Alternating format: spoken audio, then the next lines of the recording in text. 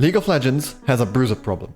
I know, it's in the title, but I want to clarify what I mean by that, and to warn you not to take a shot every time I say the word Bruiser in this video. A while ago, I made a video talking about how top lane felt terrible to play for most people because of a few key factors. It snowballs too hard, depends too much on the jungler, and has less impact on the map and teamfights than most of the champions on other roles.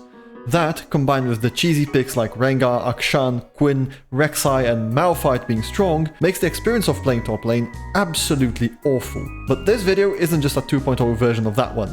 I'm only making this because of a planned nerf to Trinity Force. You know, the item that's decent on paper but loses to Divine Sunderer in like 95% of scenarios? Yeah, that one got nerfed. I've got a question for you. Why did Trinity get nerfed? I'll give you 10 seconds. Okay, nobody's got time for that. It's because Twitch and Ash are building it. I shit you not. Also Ezreal, but that's to be expected. This was a result of the buffs it got on patch 13.10, the same which overhauled ADC itemization. It got 5 extra AD, its attack speed was buffed from 30% to 35%, and the stacks on the passive now last 2 seconds longer.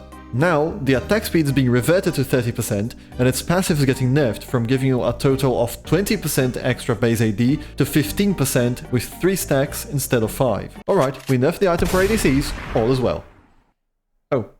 Oops, sorry, didn't see you guys there. Trinity Force was never really a great item on the intended users, and even when it was decently strong, it was always overshadowed by Divine Sunderer, which is just a more well-rounded item with better survivability. Another example of a Bruiser item getting nerfed because all the classes poached it was Goldrinker. Granted, this happened a while ago, but even today we see the impact of the change. You see, in times immemorial, Goldrinker used to give you additional damage when you dropped to low HP. This meant that a Bruiser in the middle of the enemy team could do some massive damage before dying, or turn the fight around entirely. Another important fact is that Omnivamp, which is one of the selling points of the item, heals you more when you deal more damage. Duh. The problem was with assassins this time. Shadow Assassin Kayn, Talon, Kiana and Kha'Zix could build the Goldrinker, then they would have better sustain, more survivability, and the extra damage from both the passive and the active attack on the item, which would allow them to still one-shot their intended targets while being harder to kill. To compensate for that, Goldrinker lost that extra damage passive when low, and in compensation got a little extra healing on the active, which was not enough to compensate for the nerf. As a result, assassins just went back to their usual lethality items, but bruisers who relied on Goldrinker had to look for alternatives. Set, Fiora, Lee Sin, Kled and even Aatrox moved away from it into other items that dealt more damage, or gave them more survivability, even if they didn't completely synergize with their kits. It doesn't help that most of these Bruiser and Juggernaut champions are stuck in the top lane, which is the one lane that is the most isolated from the rest of the map, and has chronically lacked attention in the patch notes. It's a lane that's known for having the most skill-expressive matchups and requiring the most attention to wave manipulation and enemy power spikes, but it's also the lane where Malphite goes and counters like 70% of them by just existing. If you take a look at the champions with the highest win rates in the top lane, without considering the pick rates, it's all cheese or counter picks, with the first 2 Bruisers appearing in the 8th and 9th place. Considering also that top lane doesn't have as much amplitude in pick rates, that is, the 2 top laners with the highest pick rates are only at 8.5 and 7.9% respectively, compared to the 12.4 and 12.2% in mid, or whatever is happening down there. This means that, in comparison, the pick rates for these cheese champions aren't really that low relatively speaking. I mean, Varus Top has a 50.3% win rate with a higher pick rate than Kassadin or Cassiopeia have in mid lane. So what does all this mean? It means that, most likely, if you play top lane, most of your games will either be against a counter to your champion or a cheese pick that works well against any melee champion with no reliable gap closers. This becomes even worse for Bruisers, because they are the middle ground between a melee carry and a proper tank. A melee carry, when sat behind, doesn't do much, but when they are ahead, they are unbearable. A tank will usually lose lane and get less CS, but they're designed to function well on a lower income and shine in the mid-game teamfight, and a lot of them will remain strong in the late game as well. Bruisers, on the other hand, don't need as much growth as the carries, but they still can't function on an income as low as that of a tank.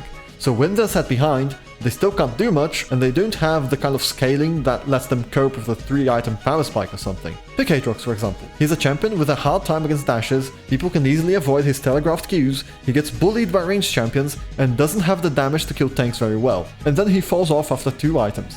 and that is one of the most popular and, dare I say, iconic Bruisers in the game. So, how did Rad respond to the lack of satisfaction expressed by top lane players over the past 2 years or so? Top lane satisfaction.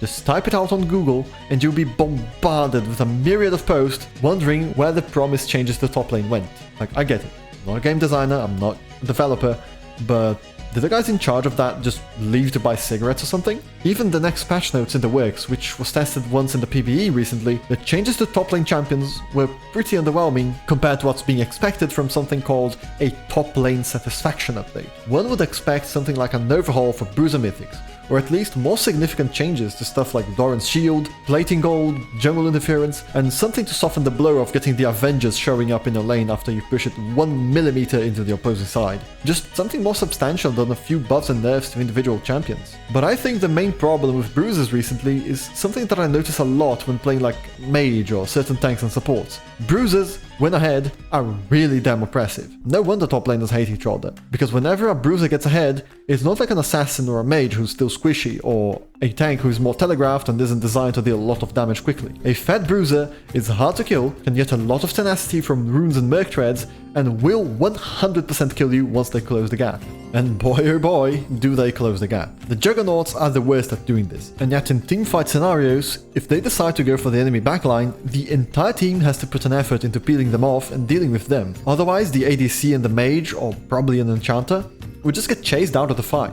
Because if they stand their ground and try to beat the Bruiser, they'll just die before getting anything done. Doubly so for the champions that are much more difficult to kite, like Kled, Irelia, Rast, or Dr. Mundo. Camille and Jax would also count, but they usually are split pushing rather than diving the backline in 5v5 teamfights anyway. When I put it like this, it seems like Bruisers are completely busted, right? If they can do this when even or ahead, then why doesn't everyone just play Bruisers then? Because remember, it's a team effort to peel them off. If the enemy team actually works to prevent you from going to the backline and killing everyone, then you just feel useless. The sad little 3-0 Seth who can't kill anyone because you get hit by every single ability at the same time. But if the enemy team missteps, that is when you get to win an entire teamfight by yourself. And the mage or the ADC on the opposing side have nothing they can do to stop you. In the case of Olaf, in a very literal sense. I guess the best way to put it is that Bruisers are constantly in an alternating state of zero counterplay tanky killing machines, or just a slightly merble damage sponge that goes in and dies over and over again, expecting shit to change. Some patches will have Bruisers be the end-all be-all of the game, terrorizing the meta, while others will have them as that class that does a little bit of everything but do nothing better than the others and gets to split push all game just to try and do something to win. But I've rambled long enough. What are your thoughts on this?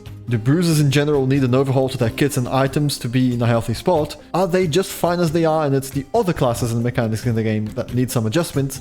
Or should we just delete top lane and turn the game into a 4v4? Leave your thoughts in the comments and consider subscribing if you enjoyed this video.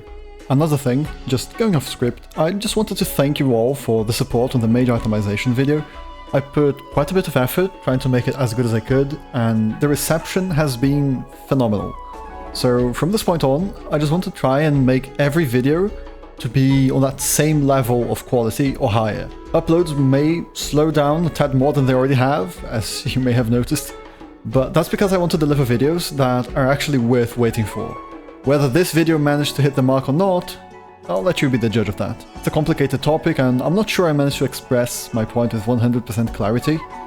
Alright, ramble over. Thank you for watching.